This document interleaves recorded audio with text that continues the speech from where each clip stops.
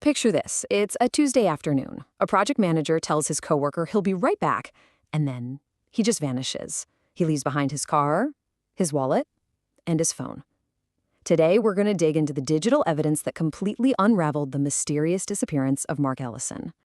And that simple statement, that's right where the mystery begins. It's the very last normal moment in a day that would spiral into a years-long criminal investigation. It's the kind of detail that just haunts investigators because it sounds like a totally routine errand, not some kind of planned departure.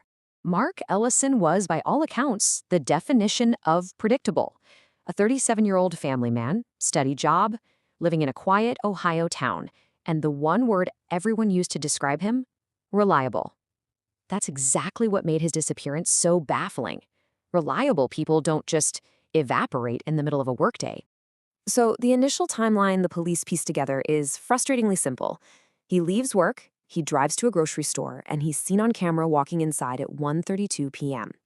But then by 6 o'clock, when he still hasn't come home, the routine of the day is completely shattered, and his wife reports him missing.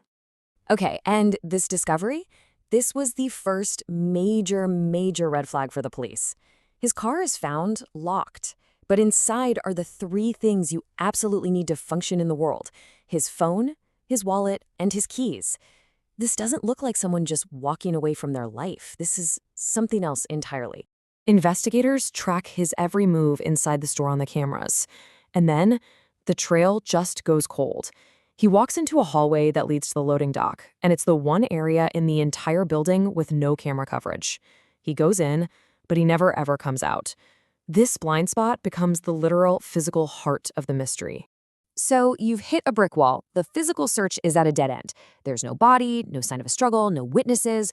Where does an investigation even go when the real world gives you nothing else to work with? Well, they had to completely pivot their entire strategy.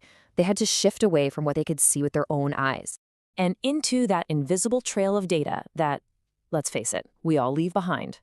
And this right here is where the case truly breaks wide open. 17. Just the number 17. This was the first tiny crack in what seemed like an impossible case, an anomaly in an otherwise totally normal digital history. It was a 17-second phone call made to Mark's phone, received just moments before he drove to that grocery store. And get this, it came from an untraceable prepaid phone. It's way too short for a real conversation, right? But it's just long enough to be a signal. And boom, there it is, the first real connection. Using cell tower records, investigators discovered that just 1 minute before that prepaid phone called Mark, it was in contact with another phone, one that belonged to a delivery driver named Anthony Ruiz, who just happened to be at that same grocery store. All of a sudden, this wasn't just a random disappearance anymore. This one digital link completely shifts the investigation into a new phase. It's not just about finding a missing person anymore. It's about figuring out the hidden connection between these two men. At first, Ruiz denied everything, said he never saw Mark, but the digital trail just kept getting stronger. Investigators found encrypted emails on Mark's computer that revealed a secret, off-the-books business deal between them that had gone bad. And then, forensics teams re-examined the loading dock, and they found it, a tiny, almost invisible speck of Mark's blood. And just like that, the case officially became a homicide investigation. Faced with the blood evidence, Ruiz completely changes his story. Now he admits they met. He admits they argued. But he claims it was just an accident, that Mark slipped and hit his head. It's a classic move, right? Trying to minimize the blame. An accident, well, it might be plausible. But here's the thing. A cover-up leaves its own trail, and investigators had one more crucial piece of digital evidence to check: the GPS logs from Ruiz's delivery van. And this is the silent witness that tells the real story. The van's GPS shows a completely unscheduled trip. It leaves its official route, drives out to a remote industrial lot, stops for exactly 11 minutes, and then just casually rejoins its delivery schedule. I mean, that's not the behavior of someone panicking after an accident. That is methodical concealment. And that 11-minute stop, that was all the search teams needed. They descended on that industrial lot and found an old, abandoned shipping container. Inside was all the proof they needed of a homicide and a very frantic attempt to clean it all up. So, with the physical evidence and the digital evidence now painting a complete, undeniable timeline, investigators brought Ruiz in one last time. And when confronted with the cold, hard data, Ruiz's story had absolutely nowhere left to go. The prepaid call? Yeah, that was to plan the meeting. The loading dock blind spot?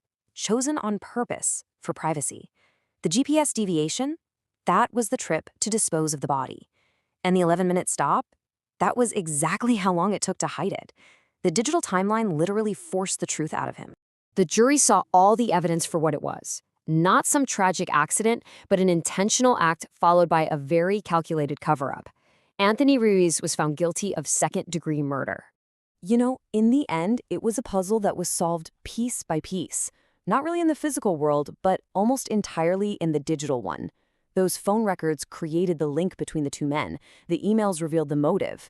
And the GPS data? Well, that was the silent, irrefutable witness that tracked the crime from beginning to end. And it really leaves us with a compelling thought.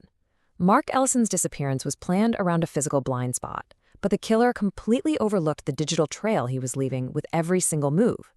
It just makes you wonder, in our modern world, is a true blind spot even possible anymore?